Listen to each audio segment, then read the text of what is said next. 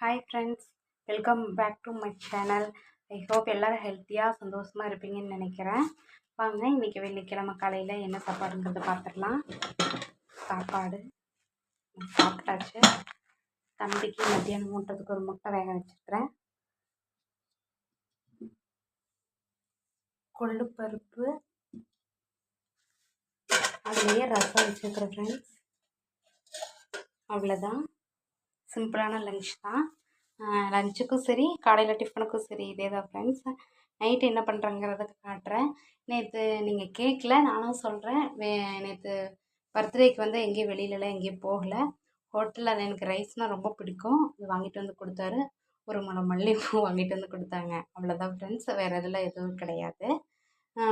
என்னை பற்றி சில இது சொல்கிறேன். என் பேர் வந்து பத்மா, ஹஸ்பண்ட் பேர் வந்து மோகன்குமார். எனக்கு ஒரு பையன் இருக்கிறான் 2 வயசில்.